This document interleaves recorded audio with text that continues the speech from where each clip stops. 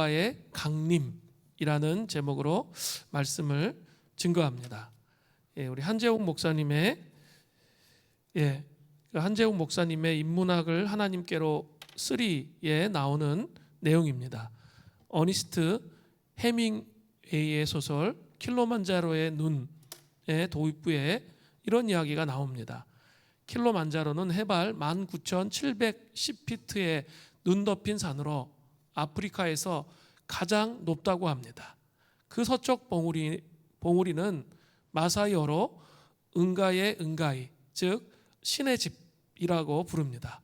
서쪽 봉우리 가까운 곳에 얼어서 말라붙은 표범의 사체가 있습니다. 이 표범이 무엇을 찾아 그 높은 곳까지 왔는지 아무도 그 이유를 알지 못합니다. 아주 이러한 유명한 문구가 도입부의 시작입니다. 표범은 고산병 때문에 그 높은 정상에 오르지 못합니다. 그럼에도 불구하고 킬로만자로의 표범은 정상에 올랐습니다. 만류하는 가족도 무리도 뒤로 한 채 외롭게 오른 정상에서 표범은 무엇을 발견했을까요? 발밑의 경치는 환상적이었습니다. 잠깐 동안의 힘든 시간을 견뎌낸 자신에 대해서 자부심을 가질 수 있었습니다. 그러나 그 다음에 표범을 기다린 것은 빈 공간뿐이었습니다. 아무것도 없는 정상에서 외롭게 서 있는 자신밖에 없는 거죠. 그 후에 내려갈 힘도, 내려갈 시간도, 내려갈 의지도 꺾인 채 서서히 얼어 죽어 갔습니다. 이 정상이라는 것은 이렇게 무섭습니다. 우리도 우리의 삶에 하나님과의 관계 속에서 제대로 된 방향을 설정하지 못하면 성공을 추구해가는 삶에 허무와 공허함을 느끼게 될 뿐입니다. 그렇다면 하나님과의 관계 속에서 제대로 된 방향을 설정하려면 하나님이 어떤 분이신지 아는 게 중요합니다. 그죠? 하나님이 어떤 분이신지 아는 게 중요해요. 오늘 본문은 그런 하나님에 대한 이해, 어쩌면 이런 본문들은 잘 설교를 안 해요. 저도 이런 본문들을 잘 이해하기 위해서는 정말 오랜 세월이 걸린 것 같아요. 이 오랜 세월을 통해서 이렇게 이 본문을 좀 깊이 깨닫게 되었는데 어떻게 보면 좀 낯선 본문이에요. 하나님이 그런 분이시라는 게 낯선데 하나님이 정말 이런 분이세요. 이런 것을 좀 깨달아야 돼요. 그냥 우리 생각과 우리 수준으로 자꾸 하나님을 생각하는 것이 아니라 성경에 말씀하시는 있는 모습 그대로의 하나님이 어떤 분이신지, 얼마나 위엄이 있으시고 권위가 있으신지 그것을 좀 이해하고 경험하고 체험할 때 우리 인생의 방향을 하나님과 관계 속에서 제대로 설정할 수 있게 된다는 거죠. 지난 주일에는 이스라엘 백성들이 하나님과 언약을 맺는데 그 당시 하나님께서 이스라엘 백성들의 눈높이로 고대 종주권 조약의 형식으로 언약을 맺었다고 말씀을 드렸습니다. 지난 주일에는 하나님께서 먼저 이스라엘 백성들과의 관계의 설정, 관계를 정의하고 계세요. 그래서 출애굽기 19장 5절부터 6절에 그 정의가 아주 명확하게 나오죠. 세계가 다 내게 속하였으나 너희가 내 말을 잘 듣고 내 언약을 지키면, 이스라엘 백성들이 하나님께 순종하면서 언약을 지키면 관계가 나와요. 너희가 모든 민족 중에 내 소유가 되겠고, 하나님의 소유가 되겠다는 거죠. 그리고 너희가 내게 대하여 제사장 나라가 되며, 제사장 나라가 되겠다는 거죠. 세 번째, 거룩한 백성이 되리라. 거룩한 백성이 되겠다는 관계를 설정하시는 거죠. 너는 이 말을 이스라엘 자손에게 전할지니라. 자, 이런 말씀을, 이 관계를 설정하는 말씀을 하시니까 이스라엘 백성들이 이제 반응합니다.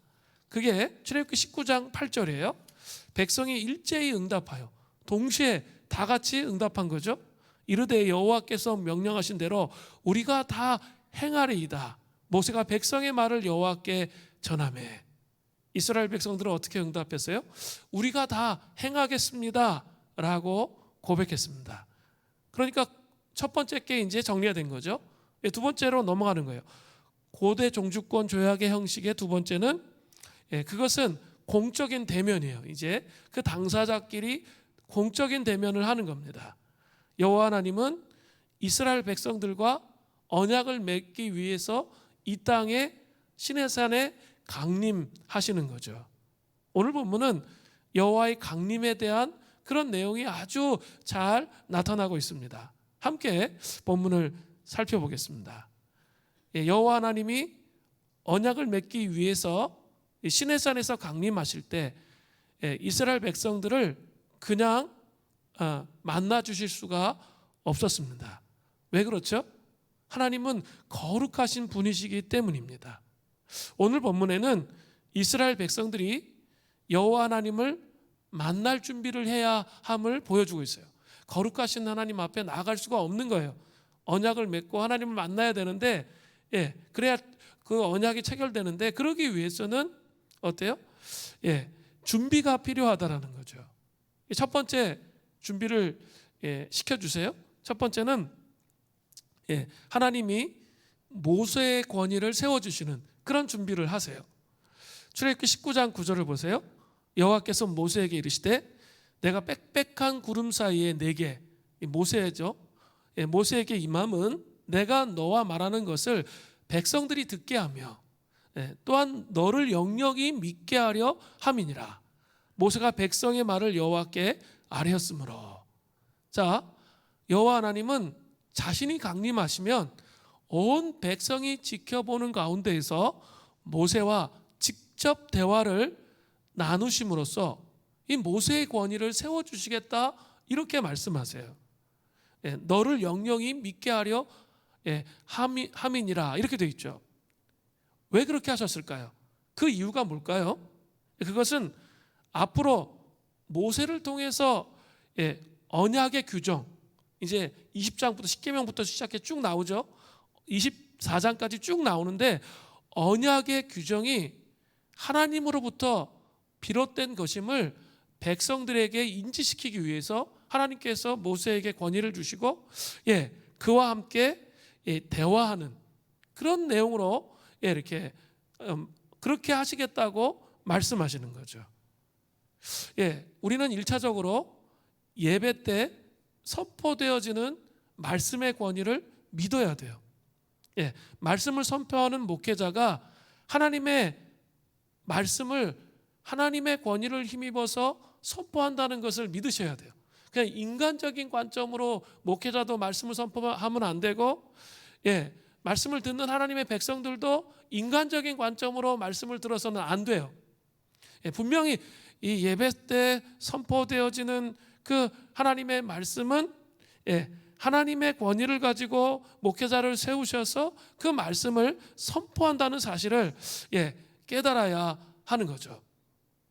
대체적으로 예배 때 하나님은 말씀의 권위를 통해서 목회자 가운데 일하셔서 백성들을 깨우시는 거죠.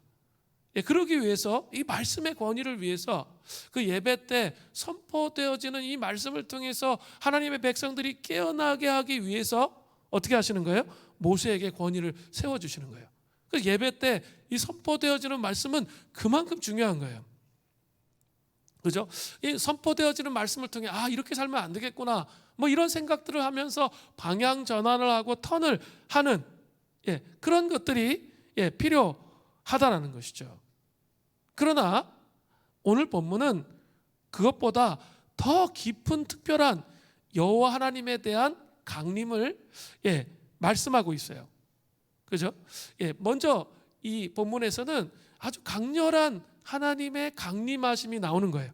그리고 나서 이제 율법이 주어지면 그 율법을 선포하는 모세에게 권위를 주시기 위해서 그렇게 하셨다는 거죠.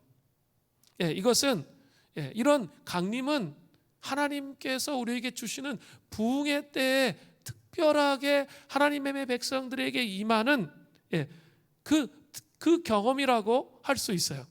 그죠? 부흥의 때에는 말씀을 선포할 때 특별하게 하나님의 영적 권세와 능력으로 말씀이 선포되어지며 존재의 중심의 변화와 회복이 일어나며 이런 일이 일어나잖아요.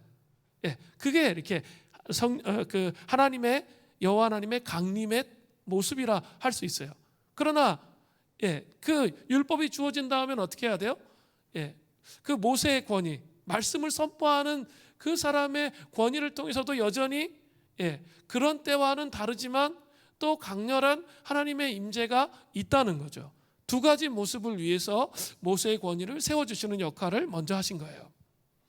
두 번째는 여호와 하나님을 만날 준비를 위해 해야 될 두 번째 것은 성결하게 하며 옷을 빨고 셋째 날을 기다리라는 거예요. 그 출애굽기 19장 10절부터 11절을 보면 이렇게 되어 있죠. 여호와께서 모세에게 이르시되 너는 백성에게로 가서 오늘과 내일 그들을 성결하게 하며 그들에게 옷을 빨게 하고 준비하게 하며 셋째 날을 기다리게 하라. 이는 셋째 날에는 나 여호와가 온 백성의 목전에서 시내산에 강림할 것임이니 하늘로부터 하나님께서 시내산에 강림하실 것이다. 이렇게 말씀하세요. 또 출애굽기 19장 14절을 보세요. 이 백성들에게 성결하게 하고 그 옷을 빨게 하고 셋째 날을 기다리라고 이렇게 명령하셨는데 이스라엘 백성들이 그렇게 하죠. 출애굽기 19장 14절에 모세가 산에서 내려와 백성에게 이르러 백성을 성결하게 하니 그들이 자기 옷을 빨더라. 순종했어요. 여기서 이제 생각해 봐야 될 게 있어요. 성결하게 한다. 이게 무슨 뜻일까요? 그것은 물로써 몸을 깨끗하게 씻는 행위를 말하는 거예요. 또 옷을 빠는 것은 외형적으로 정결함을 준비함으로써 하나님의 강림을 준비하는 거예요. 그리고 셋째 날을 기다린다는 것은 단지 그냥 짧은 시간 옷 빨고 몸 씻고 끝, 그게 아니라 이 3일 동안 뭐예요? 마음을 돌아보면서 내 안에 더러운 것이 있는지 없는지 마음을 정결케 하는 것, 그것까지 포함된 거예요. 그러니까 하나님 거룩하신 하나님 앞에 나아갈 때 외적으로나 마음적으로나 거룩함으로 잘 준비되어져야 한다는 것을 알 수 있는 거죠. 한 가지만 받으시는 게 아니에요. 우리는 이렇게 마음이 중요해. 그러면서 대충 옷 챙겨 입고 대충 잠옷바람으로 예배드리고 그렇게 해서 안 된다고 제가 말씀을 드리잖아요. 그게 얼마나 중요한 건데요. 예배 시간을 지키는 거 그거 얼마나 중요한 건데요. 외형적인 거 중요해요. 그렇지만 또 마음을 준비하지 않는 외형적인 거 아무 의미가 없어요. 두 가지가 같이 준비되어져야 특별한 하나님의 은혜, 성령 그 하나님께서 강림하시는 그 은혜가 부어진다는 거죠. 또 모세는 이 하나님의 명령에 성결하게 하고 옷을 빨라는 명령에 또 추가적으로 하나 더 자기가 붙여요. 그게 뭡니까? 출애굽기 19장 15절에 보면 모세가 백성에게 이르되 준비하여 셋째 날을 기다리고 여인을 가까이 하지 말라. 이 말씀을 이해하려면 레위기 15장 18절의 규례를 이해해야 합니다. 레위기 15장 18절에 보면 남녀가 동침하여 설정하였거든 둘 다 물로 몸을 씻을 것이며 저녁까지 부정하리라. 남녀가 동침하여 설정하면 둘 다 정결 의식상 부정한 행위로 간주되는 거죠. 그래서 물로 몸을 씻어야 그 부정에서부터 나올 수가 있는 거죠. 이것은 성을 혐오해서 말씀하시는 규례가 아니에요. 그게 아니라 하나님께 집중하려고 할 때 이 본능적이고 원초적인 즐거움이라 할지라도 하나님이 주신 선물이잖아요. 부부 안에서의 성은 하나님이 주신 아름다운 선물이에요. 그 선물조차도 내려놓고 절제하고 하나님 앞에 집중하라는 그 3일 동안 하나님께 온전히 집중하라는 메시지예요. 신약시대에도 이와 비슷한 명령이 있어요. 고린도전서 7장 5절 전반절에 보면 서로 분방하지 말라. 다만 기도할 틈을 얻기 위하여 합의상 얼마 동안은 하되 다시 합하라. 부부가 분방하면 안 되는 거예요. 분명히 해야 돼요. 부부가 분방하지 않도록 되어져 있습니다. 성경에 그렇게 되어 있어요. 그런데 유일한 예외 상황이 있죠. 뭐예요? 기도할 틈을 얻기 위해서는 분방이 가능해. 왜 그런 거죠? 하나님께 온전히 집중할 시간을 가지라는 거예요. 그리고 다시 합하라는 거죠. 그렇게 사도 바울이 말하고 있어요. 그런 것조차도, 원초적인 즐거움조차도 다 내려놓고 완전히 하나님 앞에 집중하는 그런 식으로 나아가야 하나님의 거룩하심을, 하나님의 강림하심을 경험할 수 있게 된다는 거죠. 자, 하나님이 이스라엘 백성들에게 성결하게 하고 옷을 빨고 셋째 날을 기다리고 모세가 여인들을 가까이 하지 말라고 말씀하시는 것은 사실 이렇게 말씀하시는 거예요. 내가 너희를 애굽에서 건져내었다. 이제 너희 속에 있는 이 3일간 너희 속에 있는 애굽을 떨쳐내라는 거예요. 우리 그동안 봤죠? 그들이 그 애굽의 생활을 떨쳐내지를 못해. 노예의 근성을 떨쳐내지 못하는 그런 모습을 봤잖아요. 그걸 떨쳐내라는 것이죠. 그것이 사흘째 되는 날 내 강림에 대한 준비가 될 것이다. 이렇게 말씀하시는 것과 같아요. 우리도 여러분의 삶 속에 진짜 하나님을 경험하고 싶어요? 그냥 여러분 수준의 하나님, 그냥 이렇게 내 기도를 안 들어주시면 하나님 무기력하고 뭐 이렇게 아무것도 할 수 없는 뭐 그런 하나님으로 이해되는 그냥 자기 수준의 하나님이 아닌 진짜 온 우주를 통치하시고 다스리시는 하나님을 경험하시기를 원하신다면 우리 속에 있는 애굽, 세상의 가치와 기준, 그것을 깨뜨려야 돼요. 그걸 하기 위해서 뭐 하는 거죠? 수없이 말씀을 읽는 거예요. 자꾸 말씀을 읽다 보면 어느 순간인가 알게 돼요. 어느 순간인가 깨닫게 돼요. 아, 내 속에 이런 것이 이게 세상적인 거구나. 이게 애굽의 가치구나. 내 자신의 정력이구나. 이생의 자랑이구나. 육신의 안목이구나. 이게 아니구나. 이걸 알게 돼요. 그 씨름을 하셔야 된다는 거죠. 그 삶의 방식을 깨뜨리는 것. 그게 거룩한 준비인 거예요. 그렇다면 좀 더 나가야 돼요. 그런 방식으로 깨뜨리는데 그렇다면 또 생각해 볼 게 있어요. 어떻게 하면 더 깊이 주님의 강림을 이 내 안에 있는 그 애굽의 속성과 성품을 더 깊이 깨뜨리면서 주님의 강림을 기다릴 수 있을까요? 요한계시록 7장 14절에 아주 잘 언급되어 있어요. 내가 말하기를 내 주여 당신이 아시나이다 하니 그가 나에게 이르되 이는 큰 환난에서 나오는 자들인데 어린 양의 피에서 그 옷을 씻어 희게 하셨느니라. 어린 양의 피. 이렇게 깊이 말씀을 묵상하고 씨름하면서 점점 깊게 도달해야 할 지점이 있는데 그게 뭐예요? 내 세속의 가치와 기준을 깨뜨리는 그 기준에 도달하게 되는데 그것은 바로 어린 양의 피, 예수 그리스도의 피라는 거예요. 그 예수 그리스도의 피로 자신의 옷과 마음을 온전히 씻어서 희게 하지 아니하는 자는 여호와 하나님이 강림하실 때 하나님 앞에 설 수가 없게 되는 거예요. 정말 이 인간의 가치관과 기준 이것들이 온전히 깨어져야 돼요. 예수 그리스도의 보혈로 온전히 씻어져야 된다는 거죠. 보혈에 집중해야 돼요. 그냥 그게 보혈이 그냥 주술이 아니에요. 우리 자꾸 그렇게 생각하는 경향이 있어요. 그게 아니에요. 예수 그리스도의 보혈에 집중해야만 내 세속의 가치와 기준이 깨져요. 우리 안에 얼마나 그런 게 많은지 모르겠어요.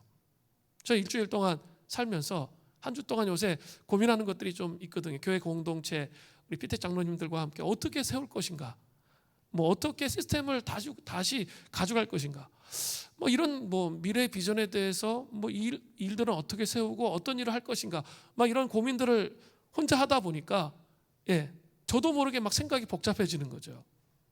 막 이 생명보다 조직이 막 앞서가는 거예요.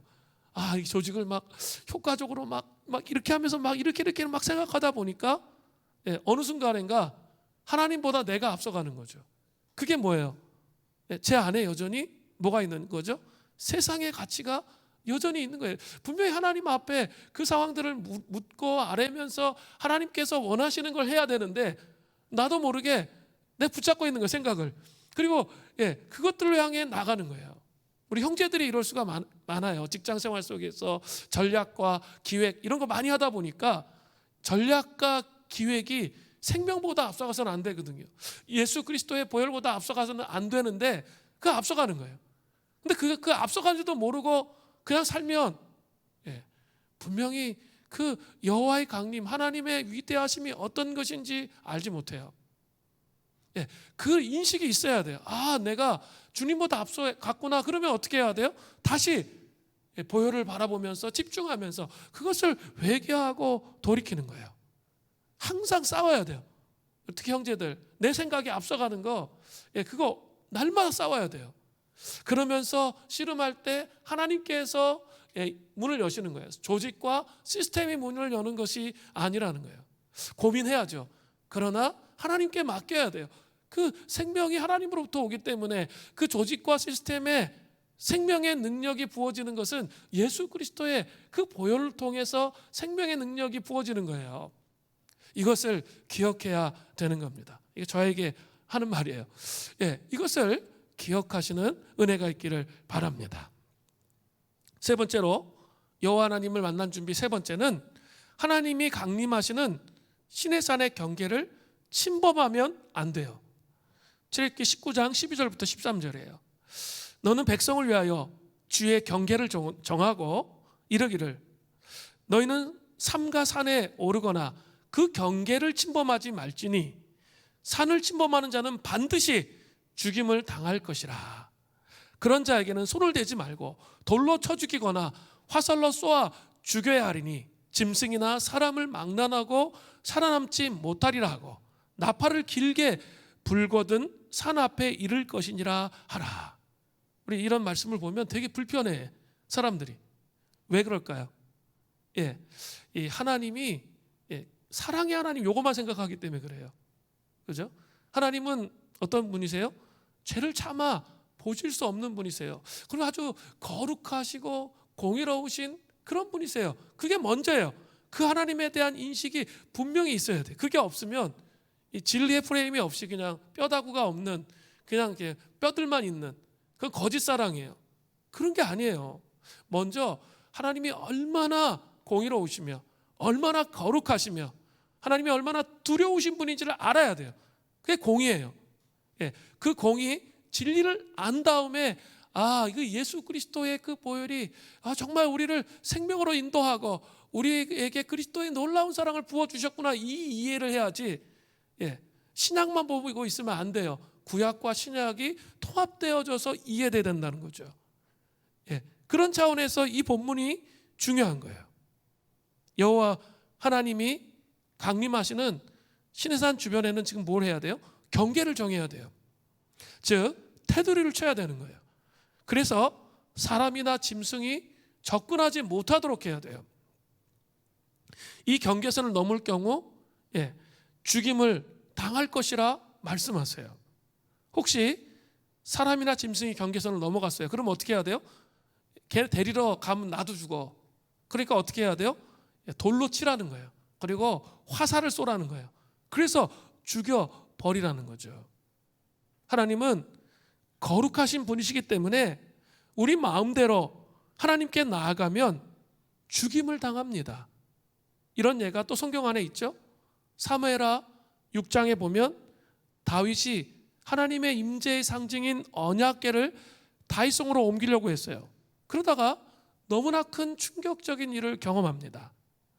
소가 뛰어서 수레가 흔들리니까 그 위에 있던 언약궤가 막 흔들리니까 그것을 웃사가 딱 잡았죠.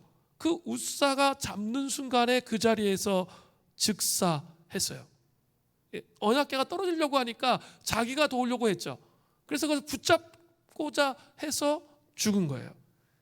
하나님이 무능력한 것 같아서 자신의 도움이 필요한 것처럼 느껴져서 그렇게 했다가 그 자리에서 즉사했습니다. 거룩하신 하나님은 우리의 도움을 필요로 하시는 게 결코 아니에요. 여호와 하나님은 또 강림하시고 16절부터 19절이 지난 다음에 또 이제 강림하시는 내용이 나와요. 그리고 강림하시고 나서 모세를 부르셔서 가장 먼저 다시 한번 또다시 확인하고 신신당부하는 게 뭔지 아세요? 이 내용이에요. 출애굽기 19장 20절부터 21절 강림하시고 난 다음에 내용들을 말하는 거예요. 여호와께서 시내 산곳 그 산꼭대기에 강림하시니 모세를 그리로 부르시니 모세가 올라가서 여호와께서 모세에게 이르시되 내려가서 백성을 경고하라. 첫 마디가 그거예요. 백성이 밀고 들어와 나 여호와에게로 와서 보려고 하다가 많이 죽을까 하노라. 그냥 잘못된 호기심으로 다 죽을 수 있으니까 결코 그렇게 하지 말라는 거죠. 왜 여호와 하나님은 하나님이 강림하시는 시내산에 이스라엘 백성들이 들어오지 못하게 하셨을까요? 생각해 봐야 돼요. 그것은 바른 방법과 절차로 하나님께 나오라는 거예요. 바른 방법과 절차. 그 방법과 절차를 하나님께서 가르쳐 주신 대로 그렇게 나오라는 거죠. 바로 뒤에 이제 나오죠.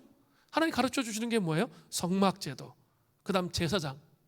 그죠? 제사장이 한번 대속죄일 날 이스라엘 백성 전체의 죄를 짊어지고 어디에 들어가요? 지성소 안에 들어갈 수 있죠. 쉐키나의 영광. 하나님의 영광이 거룩하게 있는 그 지성소 안에 들어갈 수 있는 그 방법으로만 나오라는 거예요. 이게 하나님의 명령이에요. 그리고 신약시대는 어떻게 됩니까?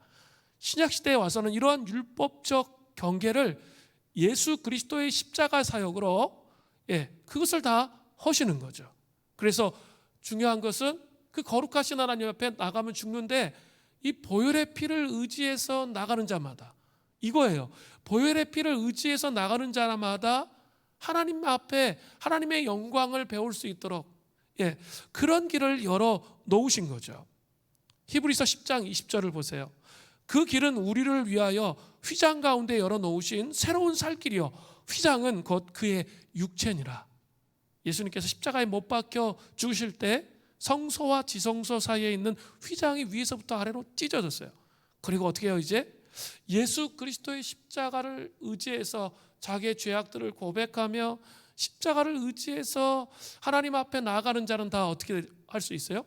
하나님의 영광을 볼 수 있게 됐다는 거죠. 이게 중요한 거예요. 자, 보혈의 의미가 엄청 위대한 것이죠.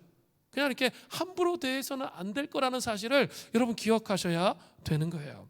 그러니까 추상적인 개념으로 자꾸 보혈을 생각하면 안 되는 겁니다. 자, 이제 오늘 본문의 하이라이트로 나갑니다. 여호와 하나님의 강림하시는 그런 모습이 이제 오늘 본문에 나와. 이게 오늘 본문의 하이라이트거든요. 상당히 여러분 낯설 수도 있어요. 이렇게 자, 이런 본문들을 잘 보지 않고 넘어가기 때문에 이 너무나 중요한 본문인데 낯설 수가 있어요. 여호와 하나님이 강림하시는 모습이에요. 그런데 오늘 본문을 이해하기 위해서는 먼저 여호와의 영광이 무엇인지를 이해해야 돼요. 자, 영광의 이 정의를 제가 비전 성경사전을 찾아봤어요. 그러니까 이렇게 되어 있더라고요. 신의 현현, 나타남을 말하는 거죠. 신의 현현에서 광채와 빛남을 말합니다. 하나님의 근본적인 성격 또는 하나님의 현현을 말할 때 사용하는 것, 하나님이 나타나심을 말할 때 사용하는 것이 하나님의 영광이라는 단어라는 거죠. 자, 히브리어로 영광은 카보드입니다. 이것은 무겁다라는 의미가 있어요. 그런데 문자적인 의미로는 성경 안에서 아주 드물게 사용됩니다. 그리고 비유적인 용법으로 더 많이 사용돼요. 특별히 구약에서 여호와의 영광이라고 할 때는 이 단어를 하나님에 대한 인상을 심어주는 것, 그것을 의미하는 거예요. 하나님에 대해서 인상을 심어주는 것. 하나님은 눈에 보이지 않잖아요. 우리 이제 20장에 가면 십계명에 이제 나오잖아요. 하나님은 눈에 보이지 않기 때문에 필연적으로 이 단어는 하나님의 자기현시, 자기현시, 자기의 나타남을 나타남을 말씀하실 때 쓰는 단어가 여호와의 영광이라는 거죠. 모세는 출애굽기 33장에 가면 이런 기도를 합니다. 출애굽기 33장 18절이에요. 아주 정말 갈망에 또 갈망하는 고백인데요. 모세가 이르되 원하건대 주의 영광을 내게 보이소서. 아주 깊은 갈망을 가지고 이런 고백을 해요. 이 고백은 참 놀라운 고백이에요. 출애굽기 32장, 33장 말고 32장에는 그 이스라엘 백성은 하나님의 율법을 받기 위해서 시내산에 올라간 모세가 자꾸 더디 내려오는 거예요. 그러니까 자꾸 아론을 꼬드기는 거죠. 안 내려오니까 빨리 우리를 인도할 신을 만들라는 거죠. 그래서 어떻게 합니까? 금송아지를 만들어요. 그 금송아지, 분명히 형상을 만들지 말라고 그랬는데 금송아지를 만들고 그것이 자신들을 애굽에서 인도해낸 신이라 이렇게 말합니다. 그때 모세가 내려와서 이 심각한 우상 숭배 상황에서 하나님께 돌이킨 레위인들과 함께 3,000명 가량의 우상 숭배한 이스라엘 백성을 죽였습니다. 하나님 정말 거룩하신 분이에요. 그래서 우상을 섬기고 이렇게 형상을 부어 만든 가증한 우상들을 정말 기뻐하지 않는 그런 모습들이 성경 안에 엄청 나오는 거예요. 구약 안에. 거룩하신 분이시기 때문에 우상을 정말 가증히 여기시는 거죠. 그래서 3,000명이나 죽임을 당했어요. 우상 숭배한 그 3,000명이 죽었단 말이에요. 그리고 이제 모세는 이스라엘 백성들을 위해서 목숨을 건 기도를 해요. 그게 출애굽기 32장 32절이에요. 주께서 기록하신 책에서 내 이름을 지워버려 달라는 거죠. 생명책에서 정말 이 백성과 함께 가나안 땅에 가시지 않을 거면 자기의 이름도 지워달라고 그렇게 목숨을 건 기도를 합니다. 그 기도에 대해서 하나님께서 맨 처음에는 이스라엘 백성끼리 올라가라 하시다가 계속 그들이 단장품을 제거하고 하나님 앞에 간절히 기도하니까 그들과 동행을 약속하십니다. 그리고 이런 식의 기도를 했기 때문에 모세는 더 깊은 하나님과의 친밀함 가운데 들어가요. 그게 출애굽기 33장 11절 전반절에 나오는 거예요. 사람이 자기의 친구와 이야기함 같이 여호와께서 모세와 대면하여 말씀하시며, 놀랍죠? 성경 안에서 이렇게 한 사람이 없어요. 친구와 이야기함 같이 여호와께서 모세와 대면하여 말씀하셨다, 이렇게 언급되고 있어요. 얼마나 깊은 친밀함일까요? 그죠? 그 정도의 수준까지 왔습니다.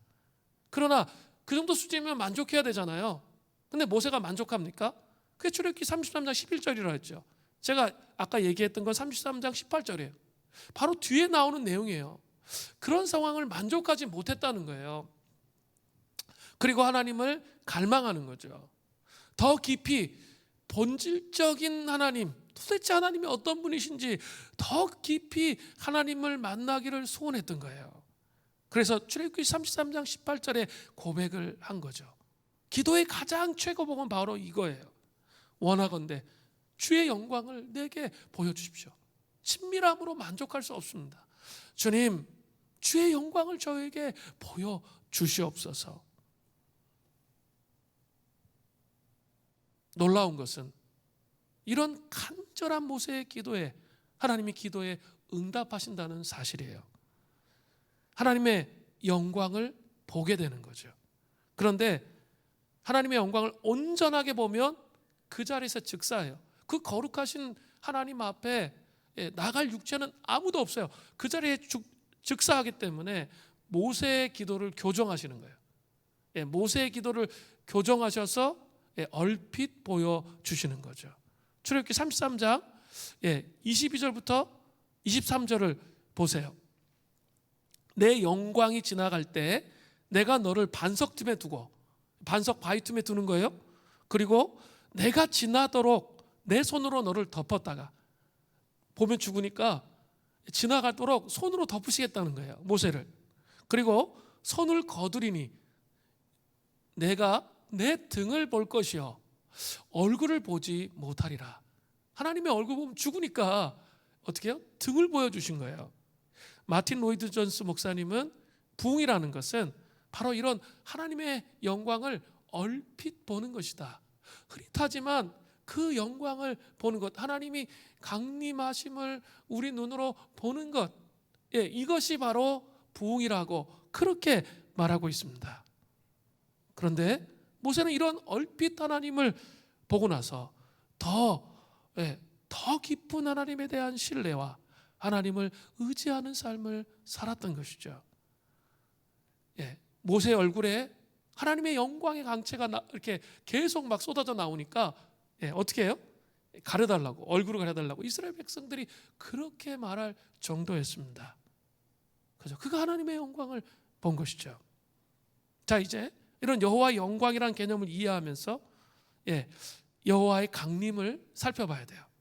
출애굽기 19장 16절부터 19절이 여호와의 강림이 잘 나타나 있는 구절이에요. 셋째 날 아침에 우레와 번개와 빡빡한 구름이 산 위에 있고 빽빽한 구름이 산 위에 있고 나팔 소리가 매우 크게 들리니 진중에 있는 모든 백성이 다 떨더라. 모세가 하나님을 맞으려고 백성을 거느리고 진에서 나오매 그들이 산 기슭에 서 있는데, 산 모퉁이 아직 경계선에 서 있는 거예요. 서 있는데 시내산에 연기가 자욱하니 여호와께서 불 가운데 거기 강림하시니라. 그 연기가 옹기가마 연기 같이 떠오르고 온 산이 크게 진동하며. 이게 아주 중요한 구절이에요. 먼저 하나님의 이 강림, 시내산에 강림하시는, 현현하시는 그 과정 가운데 16절에 봐야 될 게 있어요. 현상에 나타나는 게 있어요. 우레, 번개, 나팔 소리, 천둥 소리예요. 그렇죠? 그렇게 되어 있죠? 집에서 좀 깊게 묵상해 보세요. 이 네 가지가 나와요. 우레와 번개는 하나님의 영광을 보여주기보다는 하나님의 강림의 시각적인 현상을 묘사하는 거예요. 여러분 어린 시절에 이렇게 막 천둥 번개가 너무 막 치면 너무 무섭잖아요. 그러니까 너무 두려우니까 이불 속에 쑥 들어가잖아요. 그런 것처럼 이 천둥 번개가 막 칠 때 사람들은 그 두려움을 느끼는 거죠. 나팔 소리, 이 천사들이 나팔 소리를 부는 거예요. 어미 있는 나팔 소리, 그죠? 하나님의 어미하신 강림을 알리는 이 나팔 소리가 백성들을 두렵게 하는 거죠. 그죠? 왕이 이렇게 올 때 이 나팔을 불면서 그 길을 여는 것처럼, 그럼 다 고개를 숙이고 쳐다보면 안 되잖아요. 그런 개념인 거죠. 그 나팔 소리 점점 크게 들리는 거죠. 그러면 그럴수록 그 하나님의 어미하심이 그들에게 상상이 되는 거죠. 또 하나 있죠. 온 산이 진동해요. 이것도 하나님의 영광을 보여주기보다는 하나님의 강림의 시각적인 현상을 보여줄 뿐이에요. 그죠? 이런 현상들이 일어나니까 어떻게 됩니까? 이스라엘 백성들이 다 떨고 있었습니다. 이 현상만으로도 다 떨고 있는 거예요. 16절 후반절에 모든 백성이 다 떨더라. 다 떨더라 돼 있죠. 자, 하나님이 강림하실 때 나타나는 현상과 관련돼서 아주 또 중요하게 더 생각해 봐야 될 게 두 가지가 있어요. 하나는 바로 구름과 연기예요. 거기 또 나오죠. 구름과 연기가 나와요. 16절에 빽빽한 구름이 산 위에 있고, 요걸 알아야 하나님의 영광을 알 수 있어요. 빽빽한 구름이 산 위에 있고와 18절 전반전에 시내산의 연기가 자욱하니, 18절 후반절에 그 연기가 옹기가마 연기같이 떠오르고, 현대의 성경을 보니까 그 연기가 굴뚝 연기처럼 솟아오르고 이렇게 되어 있거든요. 연기가 막 나는 거예요. 구름이 있는 거예요. 자, 이 연기와 구름을 통해서 이제 하나님의 속성을 이해할 수 있는 어떤 단서들이 나와요. 자, 분명한 것은 먼저 구름, 그것은 여호와의 영광이 아니에요. 왜냐하면 왜 구름이 묘사되고 있을까요? 그렇다면 왜 구름이 묘사될까? 그 구름 기둥 나오잖아요, 그죠? 계속 구름이 많이 언급되어 있어요. 이 하나님께서 오실 때, 강림하실 때 항상 구름이 언급되거든요. 왜 언급될까요? 그것은 하나님은 너무 눈부셔서 우리 눈으로 볼 수 없는 분위기에 구름 속에 숨으셔야만 하는 거예요. 구름으로 그분의 얼굴을 가리지 않으시면 주변에 있는 모든 육체는 그 자리에서 죽는 거예요. 그죠? 이 구름으로 가리는 거예요. 그분의 빛을 가리지 않으면 다 죽기 때문에 그런 거예요. 디모데전서 6장 15절부터 16절에 이런 표현들이 잘 나타나요. 기약이 이르면 하나님이 그의 나타나심을 보이시리니, 하나님이 그의 나타나심을 보이시는데 하나님은 복되시고 유일한 주권자이시며, 유일한 주권자이세요. 온 우주를 통치하시는 주권자이세요. 또 만왕의 왕이세요. 또 만주의 주시오. 이렇게 고백했죠. 그래 놓고 16절에 보세요. 오직 그에게만 죽지 아니함이 있고, 그 다음에 보세요. 가까이 가지 못할 빛에 거하시며, 그분은 어때요? 가까이 가지 못할 그 빛에 거한다고 말하고 있어요. 어떤 사람도 보지 못하였고 또 볼 수 없는 이시니 그에게 존귀와 영원한 권능을 돌릴지어다. 아멘. 아무도 볼 수 없다는 거죠. 강렬한 빛이 그를 감싸고 있기 때문에 볼 수가 없다는 거예요. 사도 바울이 회심할 때 이런 내용이 나와요. 사도행전 26장 13절에 보면 왕이여 정오가 되어 길에서 보니 하늘로부터 해보다 더 밝은 빛이 나와 내 동행들을 둘러 비추는지라. 먼저 이렇게 회심할 때 내용을 자기가 왕에게 설명하는 내용인데 뭐예요? 해보다 더 밝은 빛이 둘러 비쳤다는 거예요. 사도 바울은 예수님이 가까이 하지 못할 빛에 거하신다고 지금 고백하는 거예요. 그죠? 바울은 회심할 때 예수님의 얼굴 봤어요? 못 봤어요? 못 본 거예요. 그리고 뭐예요? 사울아 사울아 왜 나를 핍박하느냐, 그 소리를 들은 거지 본 게 아니에요. 너무나 강렬한 거예요.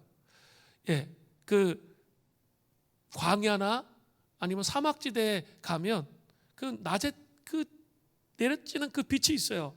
그 빛은 선글라스를 끼지 않으면 견딜 수가 없어요. 눈이 부셔서 앞을 볼 수가 없을 정도의 빛이거든요. 그거의 몇백 배에 달하는 그 강렬한 빛이 바울에게 비춰졌던 거죠. 그 예수 그리스도의 얼굴에 있는 그 빛이 비춰졌던 거죠. 자, 그래서 구름이 있는 거예요. 또 연기도 여호와의 영광이 아니에요. 오히려 연기 속에 타오르는 불이 중요해요. 불. 오늘 본문에서 강림하신 여호와는 어떤 모습으로 강림하실까요? 출애굽기 19장 18절 중반절이에요. 여호와께서 불 가운데 거기 강림하심이라. 불 가운데 강림하신다라고 써 있죠. 이걸 낯설어 하면 안 돼요. 이게 우리 너무 이거 잘 몰라서 그래.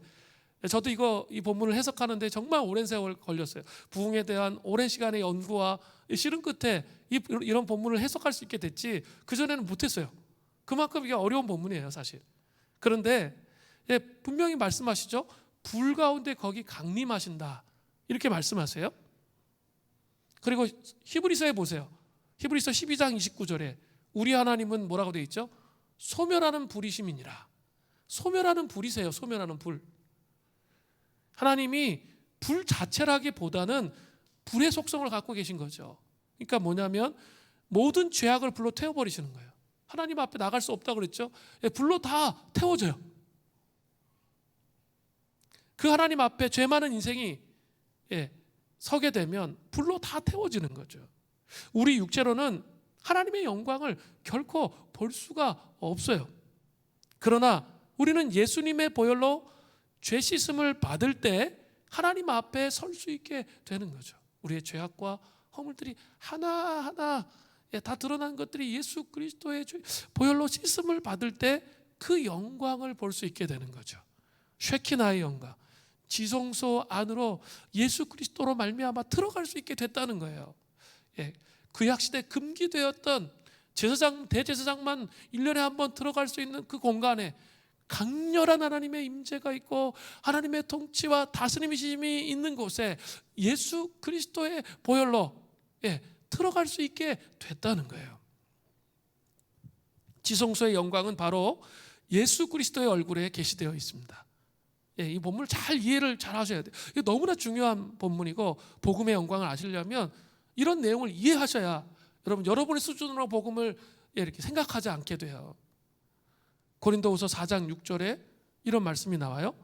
어두운데 빛이 빛이라 말씀하셨던 그 하나님께서 예수 그리스도의 얼굴에 있는 하나님의 영광을 아는 빛을 우리 마음에 비추셨느니라. 우리 마음에 예수 그리스도의 얼굴에 있는 하나님의 영광을 아는 빛. 그러니까 예수 그리스도를 제대로 알면 하나님의 영광을 알 수 있게 된다는 거예요. 이게 놀라운 거죠. 그 예수 그리스도의 보혈이 그만큼 능력과 권세가 있다는 것을 보여주는 거예요. 그냥 이렇게 주술처럼만 생각해서는 안 된다는 거예요. 이게 얼마나 위대한 것인지를 여러분 이해하셔야 된다는 거죠. 제가 회심한 사람 한 사람 이야기를 하려고 해요. 유명한 수학자이며 천재 철학자이며 팡세를 쓴 파스칼은 1646년에 첫 번째 회심을 경험합니다. 아버지의 죽음 이후 천재적인 활약으로 높아진 명성에 기대기 시작해요. 첫 번째 회심을 했는데 그런 명성에 기대기 시작해요. 그리고 화려한 귀족들의 사교 생활 속에 향락에 심취되어 버리기 시작합니다. 그러다가 1654년 그러니까 8년 후에 결정적인 두 번째 회심을 그가 경험하게 됩니다.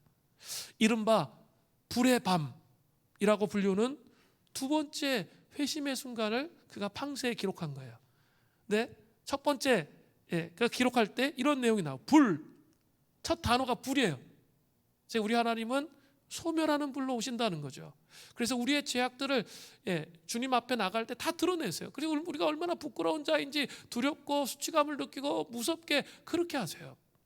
그런데 예수 그리스도의 보혈을 의지할 때 그 불로 그 죄악들을 십자가 앞에 던질 때 우리의 그 방탕한 이 향락적인 삶, 하나님을 바라보지 못한 삶을 불로 태우시는 거예요.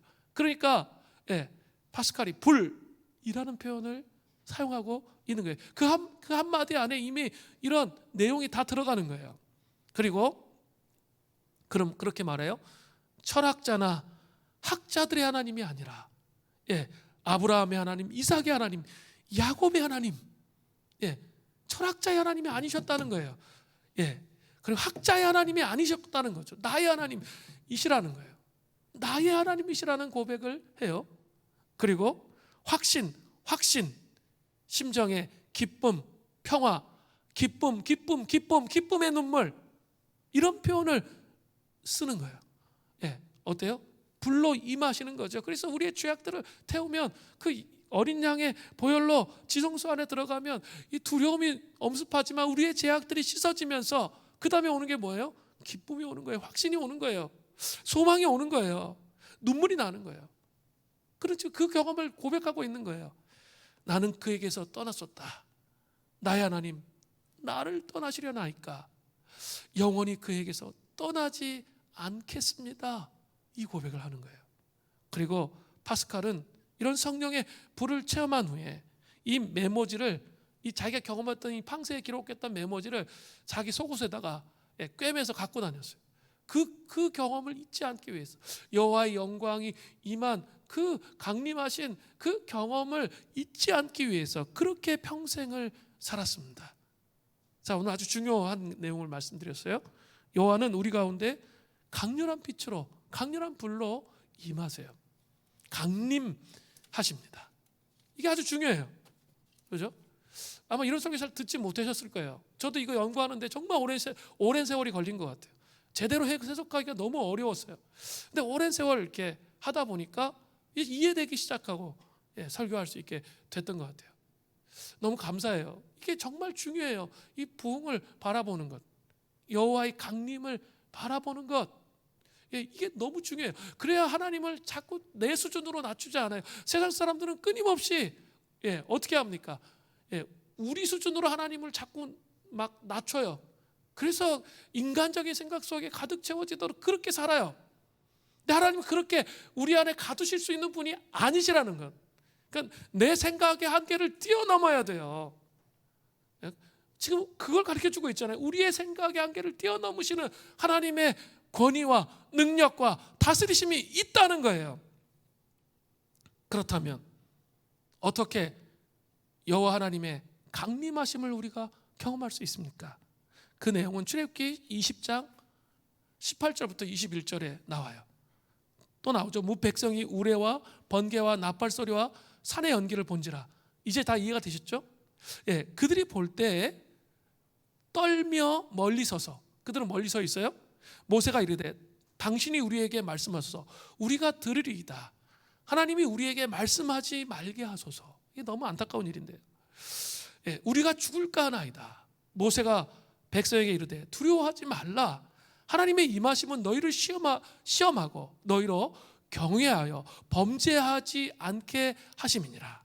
백성이 멀리 서 있는 모세는, 백성은 멀리 서 있고 모세는 하나님이 계신 흑암 안으로 가까이 가니라. 자, 모세는 여호와 하나님의 강림하심에 대해서 이스라엘 백성들에게 두려워하지 말라고 그렇게 말하고 있습니다. 모세는 19절에서 하나님은 이스라엘 백성들을 두려워하기 위해서 오신 것이 아니라, 두렵게 하기 위해서 오신 것이 아니라, 경외하기 위해서, 하나님을 경외하기 위해서 오셨다는 것을 강조해요. 모세는 하나님을 두려워하는 것과 경외하는 것, 이것을 구분했어요. 그죠? 오늘 본문에 분명히 구분하고 있습니다. 모세는 하나님을 경외했지만 이스라엘 백성들은 자신을 사랑했어요. 그래서 두려워하는 거예요. 자신을 사랑하면 두려워져요. 자신을 사랑하면 하나님이 두려워지기 시작하는 거예요. 자기가 붙잡고 있는 것이 있으면 두려워지는 것이죠. 하나님을 경외한다는 건 뭔지 아세요? 무엇보다 그분을 사랑하는 거예요. 그분을 사랑하는 겁니다. 예, 하나님 이렇게 삶을 살다 보면 그분의 말씀에 순종하는 게 손해야. 그렇게 보여질 때가 여러분 있죠? 예, 그렇게 보여지는 거죠. 그래, 불순종하는 게 내게 유리한 거예요. 그렇게 보인다 할지라도 기꺼이 하나님 앞에 순종하는 게 뭘까요? 그게 하나님을 경외하는 거예요. 그게 하나님을 경외하는 거예요. 그죠? 아무리 힘 좋고 힘센 그런 야생매가 있다고 한번 생각해 보세요. 그 말이 길들여지지 않으면 쓰임 받을 수가 없어요. 그런데 주인이 원하는 대로 재갈을 물려서 앞으로 전진하게 하고 뒤로 물러가게 하고 이런 훈련이 잘 되어서 주인의 말에 순종하게 될 때, 그때 위대한 준마가 되는 거죠. 야생마는 야생마예요. 그 들락이에요. 자기 마음대로 하는 거예요. 그럼 쓰임 받을 수 없어요. 그런데 준마가 되면, 그죠? 그 주인이 원하는 대로 그렇게 기꺼이 순종해 가는 거, 그게 바로 경외라는 거예요. 자기를 사랑하는 사람은 하나님을 경외할 수가 없어요. 우리가 하나님을 경외하지 않으면 그분의 영광이 드러날 때 무서워가지고 뒤로 물러설 수밖에 없게 됩니다. 이스라엘 백성들은 물러났지만 모세는 하나님께 가까이 나갔어요. 흑암으로 가까이 나가고 있어요. 그죠? 21절에 모세는 흑암으로 가까이 나가는데 이스라엘 백성들은 멀리 떨어져 있는 거예요. 이스라엘 백성들은 19절에 손쉬운 방법을 선택해요. 모세가 대신 하나님께 들어서 말해주기를 원하는 거예요. 이거 너무 불행해요. 이스라엘 백성들의 숨은 동기는 자신의 죄를 해결할 필요가 없이 하나님과 상대할 수 있는 손쉬운 방법을 선택하기 위해서 어떻게 해요? 모세에게 부탁하는 거예요. 이 손쉬운 방법을 선택하면 하나님의 길로 행할 능력이 우리에게 나타나지 않습니다. 우리 가운데도 이 같은 일이 너무나 많아요. 우리는 하나님의 산에서 물러나 다른 사람들에게 하나님의 말씀을 받으려고 할 때가 많아요. 은사자들 쫓아다니면서 막 그렇게 하는 거죠. 내가 직접 나가는 게 부담스러우니까 다른 사람들 통해 들으려고 해요. 여러분, 그래서는 안 돼요.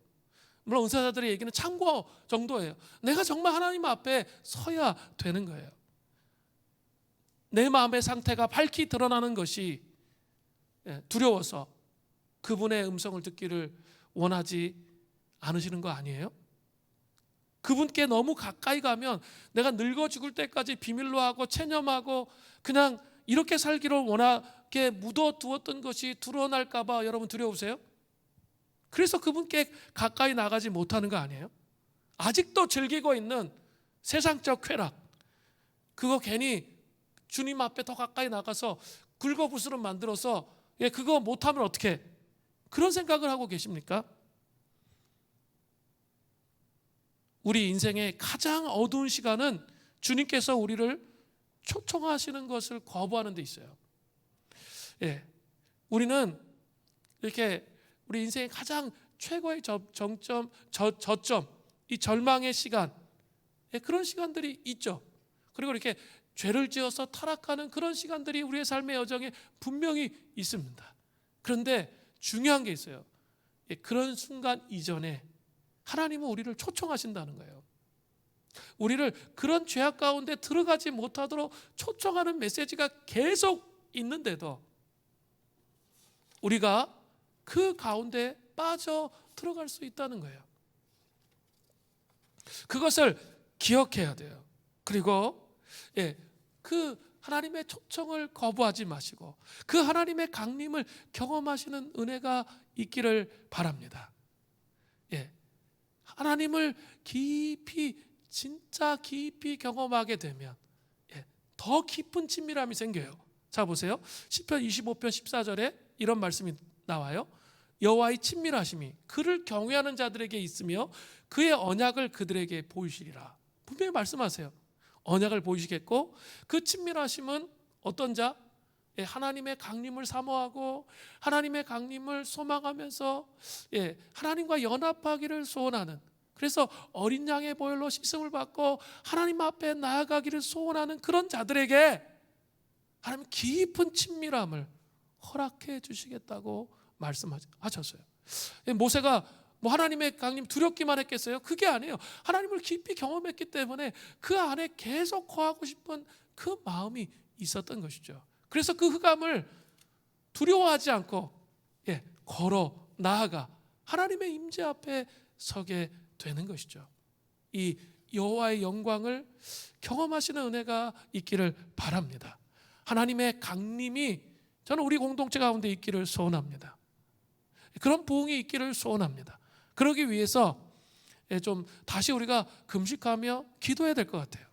우리가 그동안 나태해졌던 또 연약해졌던 그 믿음을 좀 깨트리고 다시 이런 본질적인 하나님의 여호와 하나님의 강림을 통해서 여호와 하나님의 영광을 보여주셔서 하나님이 어떤 분이신지를 정말 알기를 소원합니다.